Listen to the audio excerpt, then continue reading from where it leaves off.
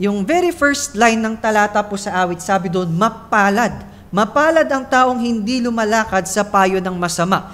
So, blessed is the one, or sa ibang salin sabi doon, happy is the one, or joy, yung binanggit. So, ang lahat ng tao, maski tayo, ang hangad natin ay ang magandang bagay sa buhay natin. Gusto natin na mga kasiyahan or na mabubuting bagay.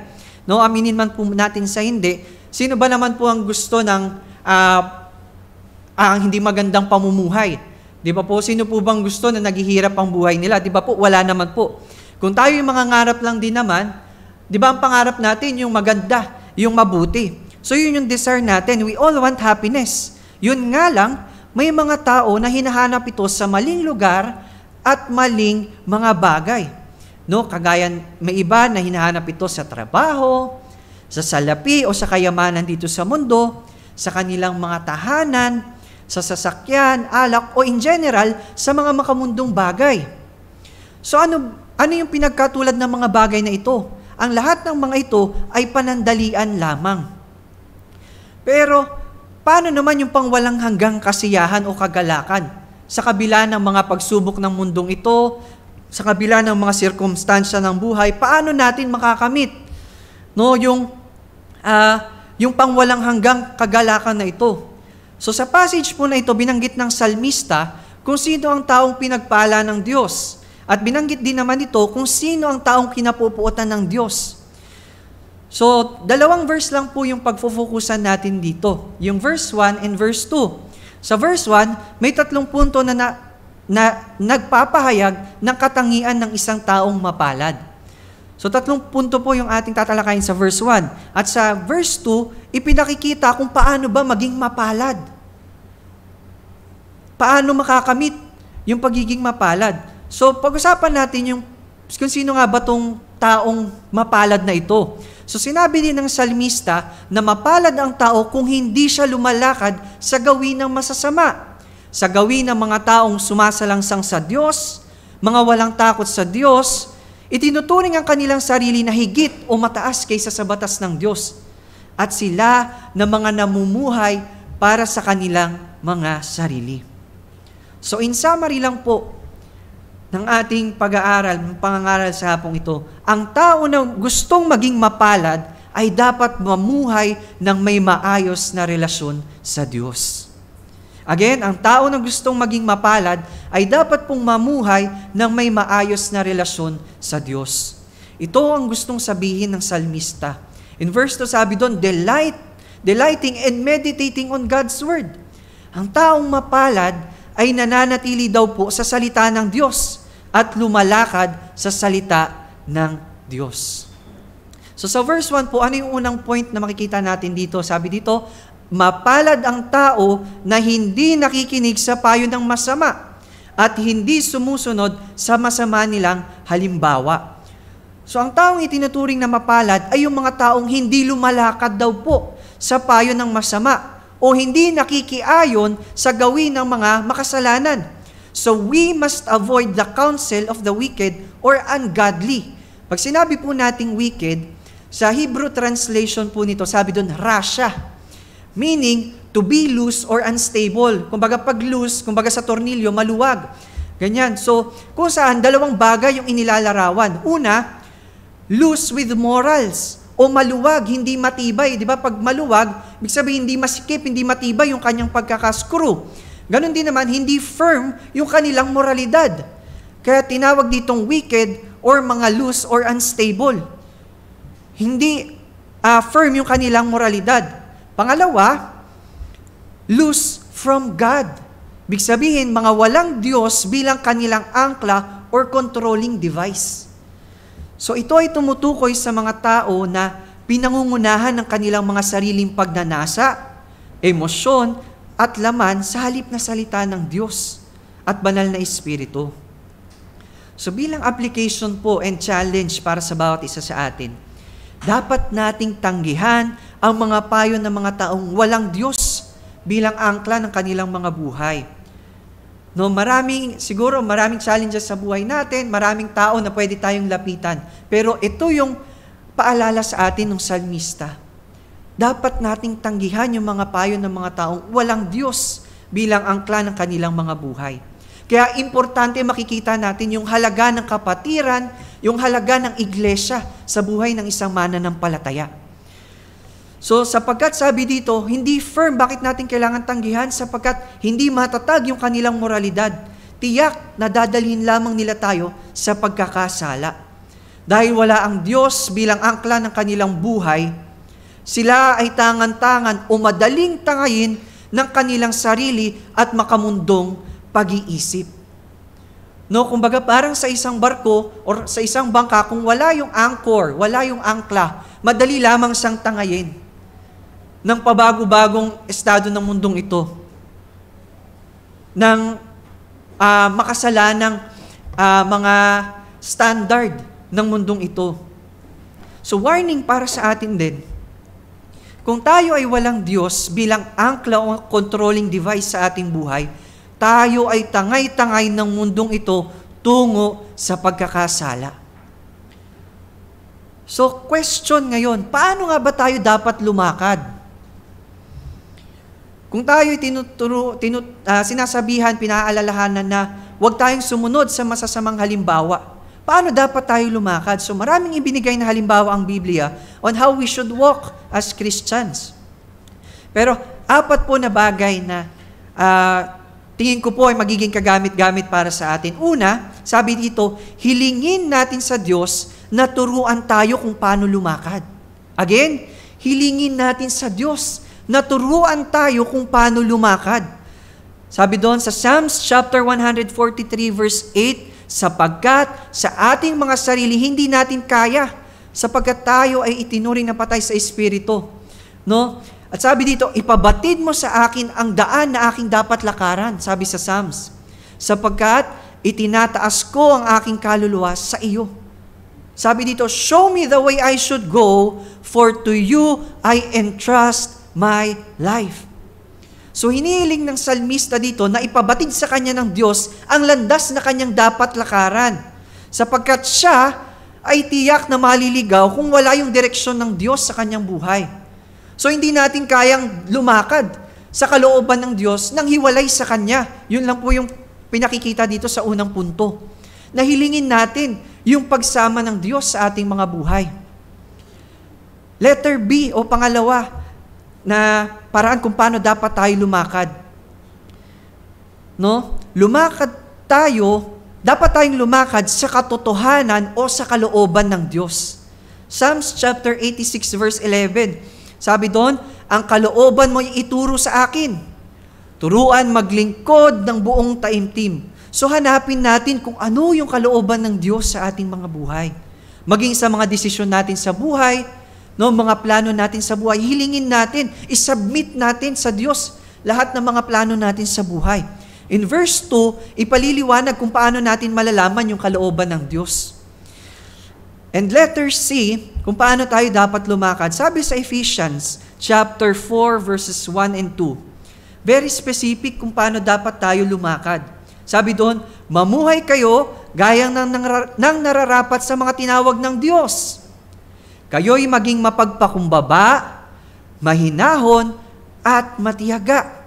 Again, tayo daw po ay maging mapagpakumbaba, mahinahon, at matiyaga. Magmahalan kayo at magpasensya sa isa't isa. So very specific po yung binabanggit sa Ephesians chapter 4, verses 1 and 2. And letter D, pang-4 po, na paraan kung paano tayo lumakad. Dapat tayong lumakad sa Espiritu ng Diyos. Galatians chapter 5 verse 16. Sabi doon, sinasabi ko sa inyo, ang Espiritu ang gawin ninyong patnubay sa inyong buhay at hindi kayo magiging alipin ng hilig ng laman. So gawin daw natin na yung Espiritu ng Diyos yung maging patnubay natin nang sa gayon hindi tayo matangay ng anumang pagkakasala. So hindi tayo aakayin ng Espiritu tungo sa pagkakasala. Sa halip, tayo ay Kanyang ililigtas. Ngayon po, hindi madali ang lumakad ayon sa salita ng Diyos. Alam ko po yung challenge ng paglakad sa salita ng Diyos. And alam ko po na alam nyo din po yung challenge. Lahat tayo araw-araw, sinusubok tayo kung paano lumakad sa salita ng Diyos. Sunday school pa lang natin kanina, no, kung paano tayo dapat magsalita, is challenge na para sa atin. So tinuturuan tayo na lumakad ayon sa salita ng Diyos. Pero sabi dito, kahit na mahirap, it will take discipline and commitment. Imposible na masunod natin ang Diyos sa ating mga sarili. Ngunit sa biyaya ng Diyos at gabay ng Santong Espiritu, magagawa natin ang mga bagay na ito. So yun po yung unang katangian ng isang mapalad na binanggit sa verse 1. Pangalawa, sabi doon, mapalad ang tao na hindi tumatayo sa daan ng mga makasalanan. So blessed is the one who does not stand in the way of the sinners. So yung salitang sin, or sa Tagalog yung kasalanan, no? Yung salitang sin ay salita na ginagamit po sa pamamana, no? Or ginagamit sa archery. Meaning, ang kahulugan po nito sa archery, to fall short or miss the mark. No? Kumbaga, sumablay. Hindi natin na-hit yung target. No? At ano ba yung target na binabanggit dito? Yun, yung kalooban ng Diyos. So, sin is the transgression of God's law. Hindi tayo nakaabot sa kaluwalhatian ng Diyos, sabi sa Romans. We fall short of His glory. Romans chapter 3, verse 23. Kaya nga tayo makasalanan. Lahat tayo ay sumablay doon sa kaluwalhatian ng Diyos. At yun yung dahilan kung bakit kailangang mamatay ni Kristo para sa ating mga makasalanan nang mailapat sa atin yung kanyang katuwiran. So yung sinners naman, o yung makasalanan na binanggit dito sa verse 1, ay tumutukoy sa mga taong piniling lumakad sa ganitong pamumuhay, sa landas na taliwas sa kalooban ng Diyos. Pinili nila ang ganitong pamumuhay sapagkat ayaw nilang makinig sa salita ng Diyos, ayaw nilang makinig sa tagubilin ng Diyos. Tinanggihan nila mismo yung salita ng Diyos. No, ang lesson na makikita natin, no, ang taong mapalad ay may pagnanais na pangunahan ng Diyos ang kanilang mga buhay. Mas pinipili nila ang kalooban ng Diyos ng higit sa kanilang mga sarili. At ang taong mapalad ay hindi tumatayo sa daan ng makasalanan at nakikinig sa kanilang mga payo. So kung hindi dapat tayo tumayo sa landas ng makasalanan, paano dapat tayo tumayo? Saan tayo dapat tumindig? No? Sabi dito, una, dapat tayong tumindig ng may malalim na pagkatakot sa Diyos. Sa Psalms chapter 33 verse 8 sabi doon, let all the inhabitants of the world stand in awe of Him. Matakot kay Yahweh ang lahat sa lupa. Dapat katakutan ng buong nilikha. So dapat una yung reverence natin sa Diyos. Yung malalim natin na pagtingin o yung banal nating pagkatakot. Dapat tayong tumindig ng may banal na pagkatakot sa Diyos. Pangalawa po, letter B. Dapat tayong tumindig ng may matibay na pananampalataya. 1 Corinthians chapter 16 verse 13 sabi doon, maging handa kayo at magpakatatag sa inyong pananampalataya. Maging matapang kayo at magpakatibay. So palagi nating naririnig at muli ko pong sasabihin sa inyo na ang buhay pagsunod sa kalooban ng Diyos ay hindi po madaling bagay. Kung si Kristo na ating Panginoon ay dumanas ng maraming paghihirap, maraming pag-uusig dito sa mundo, what more tayo na mga tagasunod lamang ni Kristo? Hindi tayo exempted sa mga pagsubok ng buhay at persecution para masunod ang Diyos.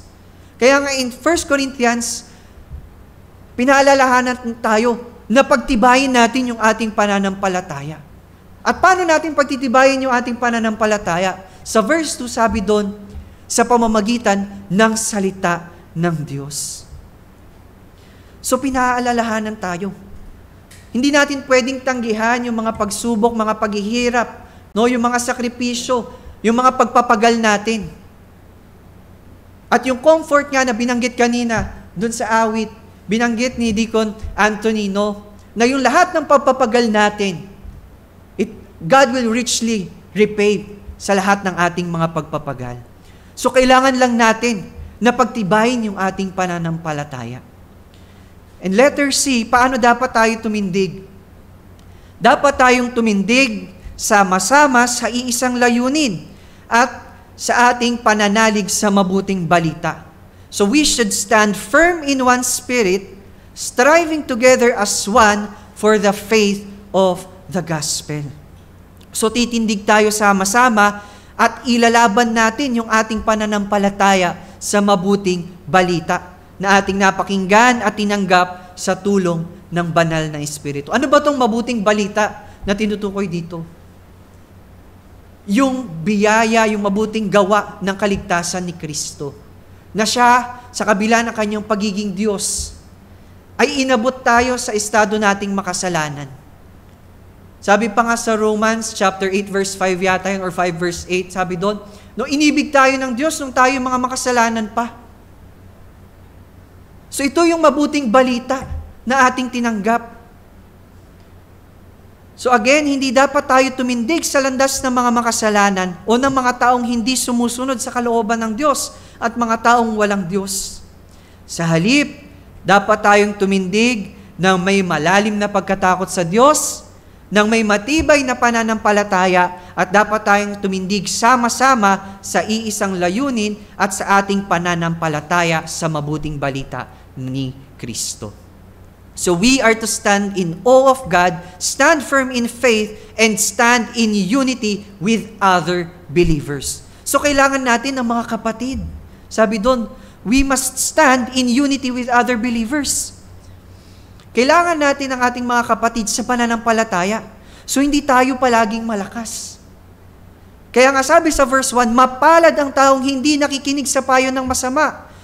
No, kung hindi tayo makikinig sa payo ng masama, anong payo yung dapat nating pakinggan? Yung payo ng mga taong may pananampalataya sa Diyos. Payo ng mga taong may Diyos sa kanilang mga buhay. Kaya kailangan, sino yung mga taong yun? Yun yung mga tao o yung mga kapatiran natin. At kung ihiwalay natin yung ating sarili sa mga kapatiran, anong payo na lang yung ating pakikinggan? No, mapalad ang taong hindi nakikinig sa payo ng masama. Sa halip, sa payo ng mga taong makadiyos, mga taong may takot sa Diyos. So paano tayo makakapakinig ng payong makadiyos kung ihihiwalay natin yung ating sarili sa iglesia? So tayo ay iisang katawan ni Kristo at si Kristo yung ating Pangulo. And yung ating mga kapatid sa pananampalataya ay biyaya din mismo ng Diyos para tayo lumago at para tayo pagtibayin. Kung titingnan natin, they are means of grace ng Diyos sa pamamagitan ng fellowship. And in this fellowship, nade-demonstrate na pa-practice natin yung prayer, umaawit tayo ng hymno, at ipinangangaral yung salita ng Diyos. So basically, we practice all means of graces together bilang iisang iglesia, bilang magkakapatid kay Kristo, at bilang katawan ni Kristo. So hindi natin pwedeng ihiwalay yung ating sarili sa katawan ni Kristo. And we should see ourselves as blessed. Bakit daw po? Because of these things na tayo'y pinagpala ng Diyos. Yung mga means of graces na napapractice natin sama-sama bilang mga magkakapatid sa pananampalataya. Ang tunay na pagpapala ay hindi nasusukat sa antas ng ating pinag-aralan, mga kapatid. Hindi sa dami ng savings natin sa bangko, sa dami ng achievements natin sa buhay, o sa ano pa mang pinagkakaabalahan o pinahahalagahan ng tao dito sa mundo. Kung tayo ay nakasusunod sa Diyos at sa Kanyang kalooban, tayo ay itinuring na mapalad. Sa kabila ng mga challenges ng buhay, tayo ay nakasusunod sa Kanyang kalooban, kaya naman tayo ay itinuring na mapapalad. And take note, nakakasunod tayo hindi dahil magaling tayo. Hindi dahil magaling yung pastor natin, hindi dahil magaling yung preacher or leader o kung sino pa man. Sa halip, nakasusunod tayo sapagkat ang Diyos ang siyang gumawa nito sa ating mga buhay. Siya na nagdulot ng pagbabago sa puso ng tao. Siya na nagkaloob ng bagong puso at bagong espiritu. Siya na ginawang masunurin ang ating masuwaying puso. Mababasa natin yan sa Ezekiel chapter 36 verses 26 to 27. Sige po, kung kayo po ay may dalang Biblia, makipagbukas po kayo sa akin sa Ezekiel chapter 36 verses 26 to 27.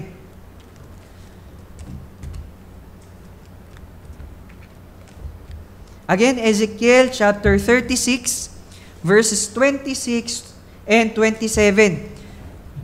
Makikita natin dito na ang lahat pala sa buhay nating pananampalataya ay gawa mismo ng Diyos, hindi dahil sa ating sariling mga pagsusumikap. Sabi dito, kung inyo na po nakita, bibigyan ko kayo ng bagong puso, sabi ni Yahweh, at lalagyan ko kayo ng bagong espiritu sa loob ninyo. Aking aalisin ang batong puso sa inyong laman at aking bibigyan kayo ng pusong laman. Sa verse 26, sabi pala doon, bibigyan ko kayo ng bagong puso at lalagyan kayo ng bagong espiritu. In verse 27, aking ilalagay ang aking espiritu sa loob ninyo at palalakarin ko kayo ng ayon sa aking mga tuntunin. Sino yung magpapalakad sa atin? Ang Diyos mismo. Kaya tayo makakasunod sa salita ng Diyos, sa kanyang mga tuntunin, dahil mismo sa kapangyarihan ng Diyos. Kaya lamang tayo makakalakad ayon sa tuntunin ng Diyos ay dahil sa Espiritu na ipinagkaloob niya din mismo sa atin. So yun po yung pangalawang katangian ng mapalad na tao. Sila na hindi tumatayo sa daan ng makasalanan. Pangatlo po, sabi dito, mapalad ang tao na hindi nauupo man sa upuan ng mga nanglilibak o mapanghamak. Kanina nabanggit during Sunday school yung mapanglibak. No? Or yung mga mockers, mga mapanghamak. So, pag sinabi nating nauupo, no, hindi nauupo. Pag sinabi natin yung nauupo or sit, no, ibig sabihin dito, kumbaga figuratively sinasabi na nananahan o nananatili. Hindi tayo nagdudwell or nag-a-abide doon sa mga mapanglibak. And pag sinabi nating manglilibak, sila yung tinawag na mockers o mapangmaliit, mapanglait o mapanghamak. Ang salitang nangahamak sa talatang ito ay tumutukoy sa mga taong aktibong nakikiisa sa mga gawain upang pigilan yung kalooban ng Diyos. Sila yung mga tao na ayaw makinig sa salita ng Diyos. Ang mockery o panghahamak ay hindi lamang sa pamamagitan ng mga salita. Tandaan po natin, hindi lamang natin nahahamak yung salita ng Diyos sa pamamagitan ng ating mga salita. No? Hindi lamang sa pamamagitan na kinukutsa natin yung salita ng Diyos, hindi lamang sa pamamagitan na yon, maging sa kung paano tayo mamuhay. So it is not only by declaration of word, but by declaration of a way of life. Kung paano tayo namumuhay. Maaari rin pala nating mahamak o mamaliit yung salita ng Diyos. So paano natin nahahamak yung salita ng Diyos sa ating pamumuhay? So, dalawang example po, yung makikita natin, yung may bibigay ko po sa inyo. Hinahamak natin ang salita ng Diyos kung hayagan nating tinatanggihan ang katotohanan ng salita ng Diyos. Kung tinatanggihan natin ang mga pagtutuwid ng Diyos sa pamamagitan ng kanyang mga salita. Kung sa kabila ng mga pangangaral sa atin, pilit nating inaayawan yung salita ng Diyos. In that way, nahahamak natin yung salita ng Diyos. Pangalawa, hinahamak natin ang salita ng Diyos kung sa kabila ng ating pakikinig ng mga pangangaral mula sa salita ng Diyos, ay isinasawalang bahala natin ang mga bagay na ito. In the same sense, we mock the Word of God when we fail to obey it and align our lives accordingly. Kung hindi tayo tumatalima sa ipinag-uutos ng Diyos, kahit na alam na natin yung sinasabi ng salita ng Diyos, ngunit hindi yun yung isinasapamuhay natin. And warning para sa atin, makikita natin sa chapter 1 din ng ating pinag-aaralan sa awit. Verses 5 to 6, sabi doon, kaya't ang masama ay hindi tatayo sa hukuman, ni sa kapulungan ng matuwid, sapagkat ang lakad ng matuwid ang Panginoon ang nakakaalam. Ngunit, mapapahamak ang lakad ng makasalanan. So, sino itong makasalanan na ito? Sila ng mga binanggit dito, yung mockers. Sila ng mga manlilibak ng salita ng Diyos. Bakit? Bakit sila mapapahamak? Sapagkat ayaw nila tumalima sa katuruan ng Diyos. Now, sa verse 2, kung titignan natin, paano natin maiiwasan yung tatlong nabanggit sa verse 1? Yung payo ng masama, paano natin maiiwasan yung payo ng masama? Yung pagtayo sa daan ng makasalanan, at yung pag-upo sa upuan ng mga mapanghamak. So ito yung pinakamalaking tanong na dapat nating sagutin sa hapong ito. At dapat nating matutunan sa oras na ito. So ang sagot po kung paano natin maiiwasan ang tatlong ito, verse 2, sabi doon, we must saturate ourselves with the Word of God. Sabi po doon sa verse 2, but whose delight is in the law of the Lord, and who meditates on His law day and night. And sabi pa dun sa verse 3, yung magiging epekto nito dun sa tao, the person is like a tree planted by the streams of water, which yields fruit in season, and whose leaf does not wither, whatever they do prosper. So, ano ibig sabihin nito? Yung salita ng Diyos, yung nag-nurture sa atin. So, kung titingnan natin dito, sa verse 2, ang kanyang kasayahan ay nasa kautusan ng Panginoon. At sa kautusan niya, nagbubulay-bulay siya araw at gabi. So, the object of the delight must be the law of God, or yung Word of God. Again, yung object ng ating delight or yung ating kagalakan must be the law of God, or yung Word of God. And let us take note na ang pagbubulay ng salita ng Diyos, sabi dito, ay hindi lang basta ginagawa ng tao dahil kailangan niya. Bagkus binanggit dito na ginagawa niya ito sapagkat ito yung nagpapaligaya sa kanya. Ito yung nagbibigay ng kagalakan sa kanyang puso. No, isang katotohanan na karamihan sa atin, maging ako man din po, ay umaaming nagkukulang sa salita ng Diyos. No, sa pagbubulay ng salita ng Diyos. Kung tatanungin po tayo ngayon patungkol sa ilang mga bagay sa Biblia, no, halimbawa, patungkol sa crucifixion, kung instantly ngayon, at the moment tanungin tayo patungkol sa crucifixion, saan ba matatagpuan yung buhay ni Kristo? Ano nga ba yung wisdom book ng Bible? Marahil marami sa atin ang hindi makakasagot, sapagkat nakakayaman aminin, ngunit kulang yung ating kaalaman sa Biblia. Maski ako man din po ay hindi maalam sa salita ng Diyos.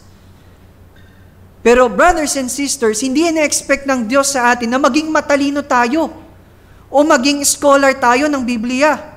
Pero He expect us to teach ourselves with the Word of God. Nais ng Diyos na turuan natin yung ating sarili sa mga salita ng Diyos. Hindi natin kailangan na maging sobrang maalam, pero kulang naman sa application. Mahalaga na patuloy tayong natututo ng salita ng Diyos. Patuloy nating tinuturuan yung ating sarili. Pag sinabi nating tinuturuan, ibig sabihin may pagkatuto. Hindi lamang natin dinadagdagan yung head knowledge natin patungkol sa salita ng Diyos, kundi ina-apply natin yung ating mga natututunan. So we should grow in the knowledge of God. Yung growth dito, hindi lamang sa karunungan, kundi maging sa application. So hindi pwedeng maging magaling lang tayo, pero hindi nakikita sa ating mga buhay. At hindi pwedeng hindi tayo lumalago sa katotohanan ng Diyos. So bilang mga tinubos ng Diyos, nanaisin natin na mag-dwell sa Kanyang mga salita, na manahan sa Kanyang mga salita. In John chapter 15 verses 5 to 11, kung titignan natin doon, kung ating pagbubulay-bulayan, sabi doon, Christ said, I am the vine, you are the branches. If you remain in me, and I in you, you will bear much fruit.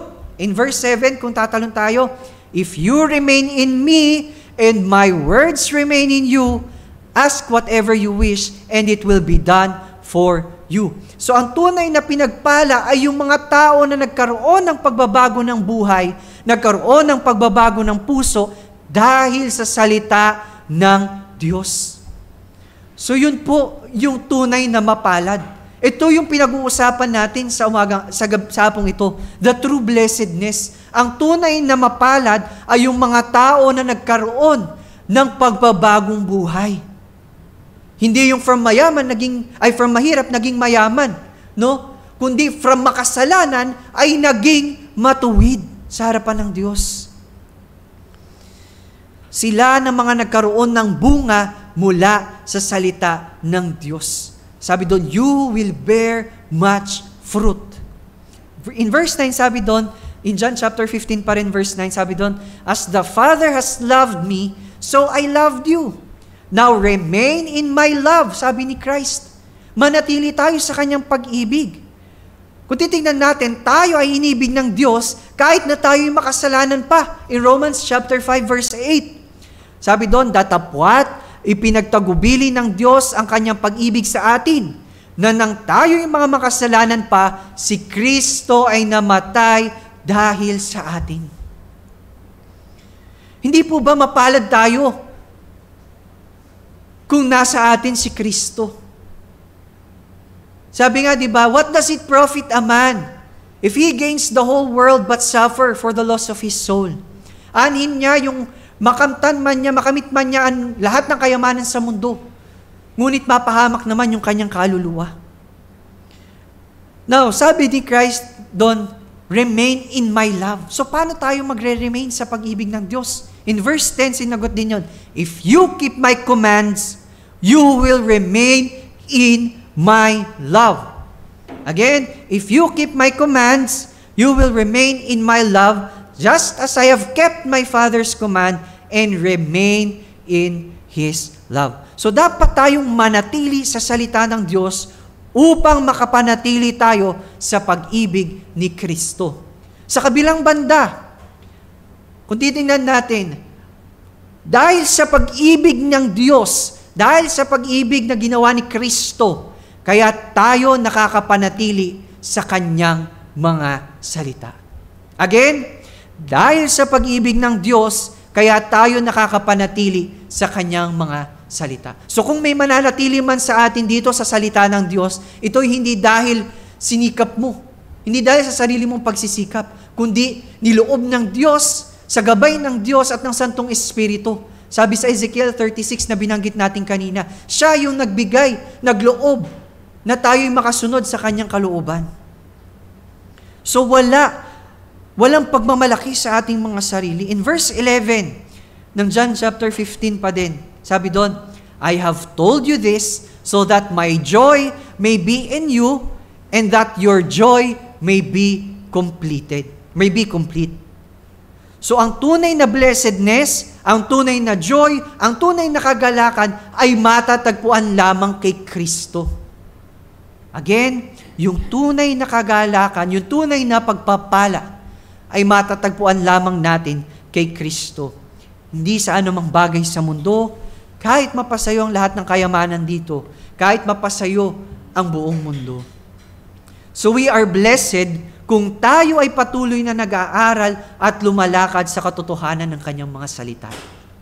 Again, tayo ay pinagpala, tayo ay mapalad kung tayo ay natuto, pinagkalooban ng Diyos ng karunungan at ng kakayanan na sumunod sa Kanyang kalooban. Tayo ay mapalad sapagkat hindi lahat ng tao ay napagkalooban ng ganitong kakayanan. Tayo ay mapalad sapagkat tayo ay nakasumpong ng habag mula sa Diyos. Muli, sabi ni Christ, sinabi ko sa inyo ang mga bagay na ito upang mapasa inyo ang kagalakan ko at nang sa gayon ay malubos ang inyong kagalakan. So walang makakatumbas sa pagpapala, walang makakatumbas sa kagalakan na dulot ng pag-ibig ni Kristo sa ating mga buhay. Walang makakatapat doon sa ginawang pagtubos ni Kristo sa ating mga pagkakasala.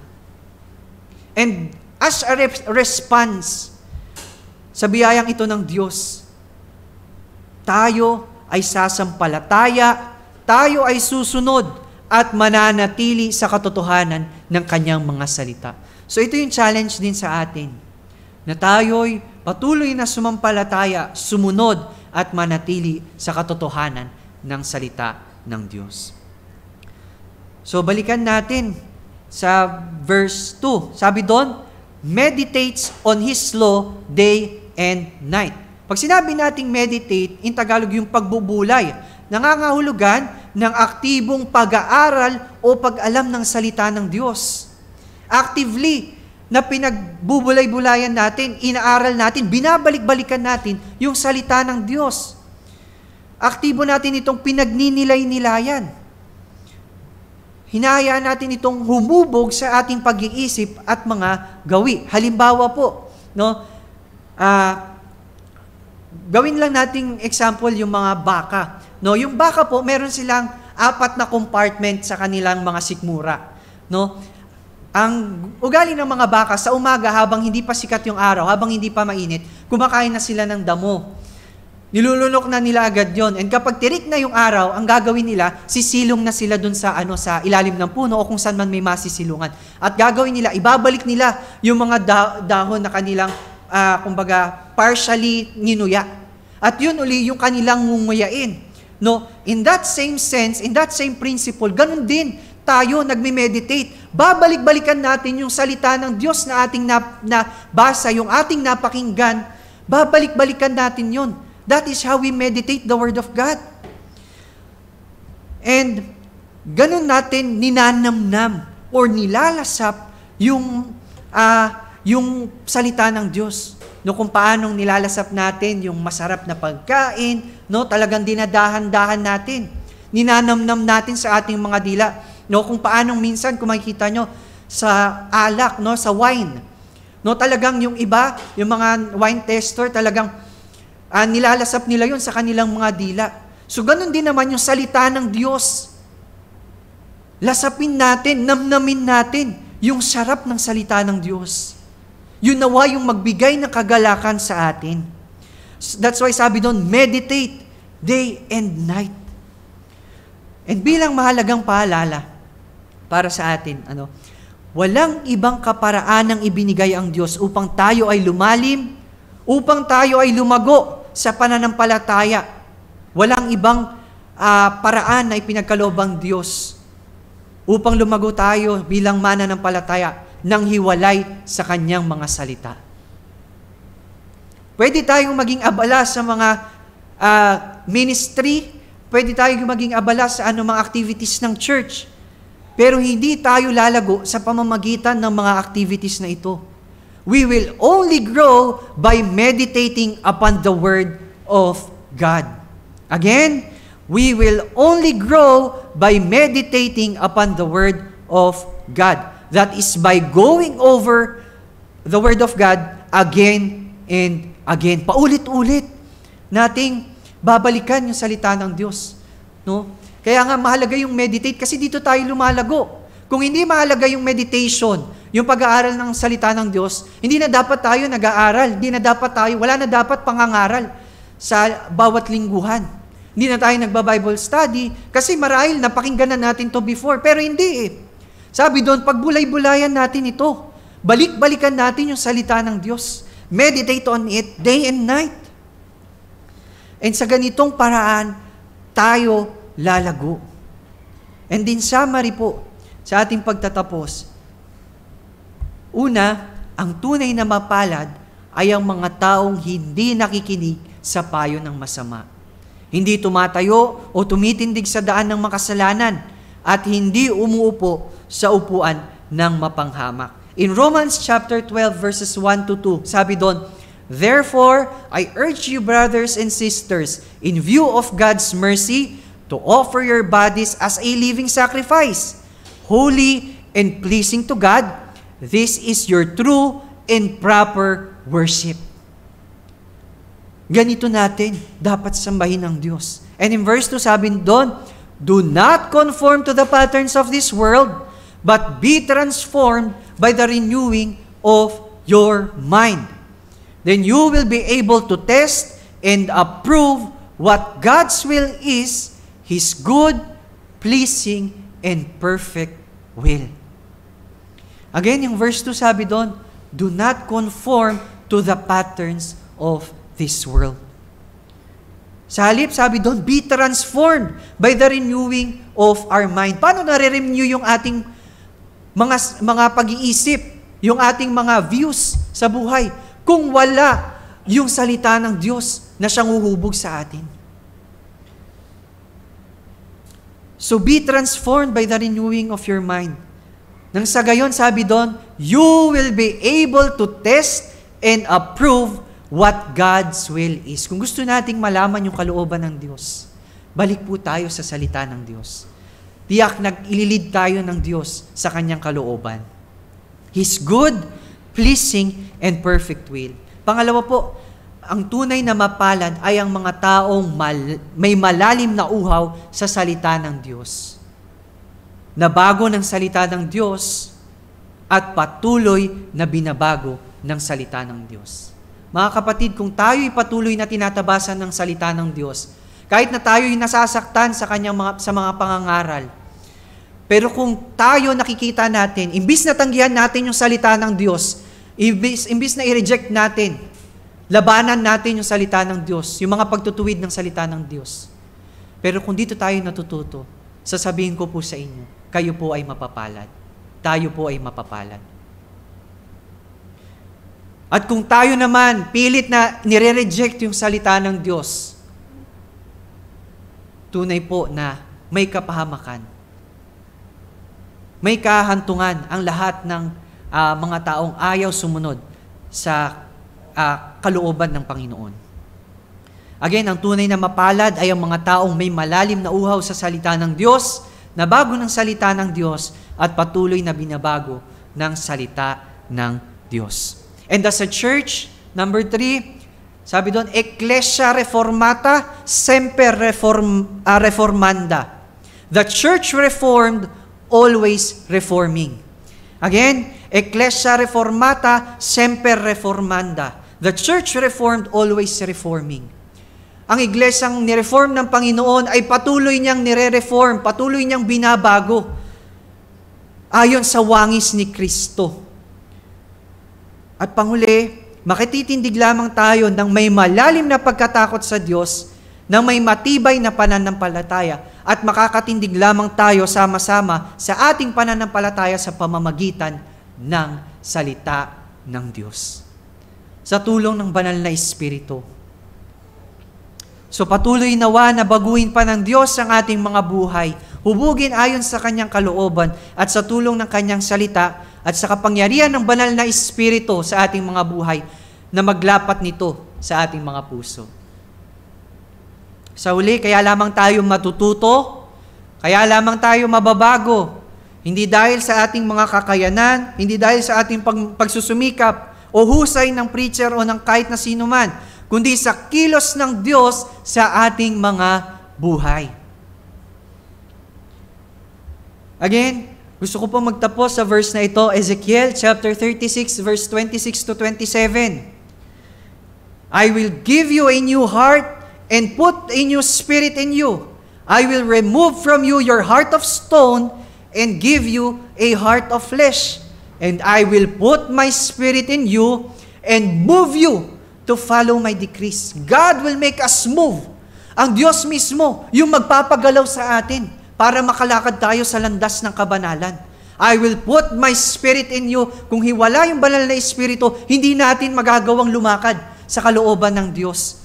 Kaya naman mahalaga yung pagsama ng Espiritu Santo sa buhay ng mga mananampalataya. And it will help us move to follow the decrees and be careful to keep the laws of God o yung batas ng Diyos. So in our continuously reforming life, let us meditate God's Word day and night. And let us worship the Lord until the end of our lives. Basahin ko lang po yung sa verse 3, sabi doon, no, kung tayo mananatili sa salita ng Diyos, that person is like a tree planted by the streams of water, which yields its fruit in season, and whose leaf does not wither, hindi daw po natutuyo, whatever they do, prosper. Kung patuloy tayo na nag-aaral ng salita ng Diyos, patuloy tayo na ninanamnam, nilalasap yung salita ng Diyos sa ating mga buhay, Sabi doon, kailanman hindi tayo matutuyuan. Patuloy tayong mamumulaklak, patuloy tayong magbubunga ng mga mabubuting bagay mula sa Diyos.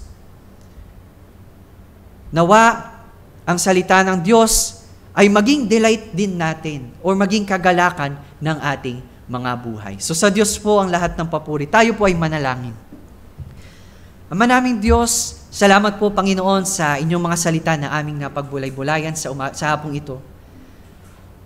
Salamat Panginoon, nakita namin Panginoon na ang tunay na pagpapala Panginoon at tunay na mapalad Panginoon ay hindi sa sa aspetong material, ay hindi Panginoon sa standard ng mundong ito. Ang tunay na mapalad Panginoon ay yung taong nakatagpo, nakasumpong ng habag mula sa inyo at patuloy na binabago ng inyong mga salita. Salamat po nawa Panginoon. Salamat Panginoon sa inyong mga salita. Nawa, patuloy kaming baguhin ng inyong mga aral, Panginoon, ng katotohanan ng inyong mga salita. Tabasin kami sa anumang mga mali naming pinangahawakan at patuloy, Panginoon, na ikaw ang maghari sa aming mga buhay. Gabayan niyo po kami at ng iyong Santong Espiritu. Batid namin ngayon, Panginoon, na hindi namin kayang mamuhay ng hiwalay sa inyong banal na salita. At hiwalay, Panginoon, sa inyong banal na Espiritu. Salamat po, Panginoon, kayo ang magtanim nito sa aming mga puso at kayo rin po ang magpalago nito. Nawa ang mga aral na ito ay magbunga ng mabubuting bagay, Panginoon, at mapapurihan namin kayo, Panginoon, sa bawat hakbang na aming gagawin, Panginoon, sa aming pananalita, sa aming pag-iisip, maging sa aming mga kilos. Maraming salamat po. Kayo po, Panginoon, ang patuloy na humubog sa amin. Ito po ang aming salamat panalangin sa pangalan ni Jesus. Amen. Sa Diyos po ang papuri.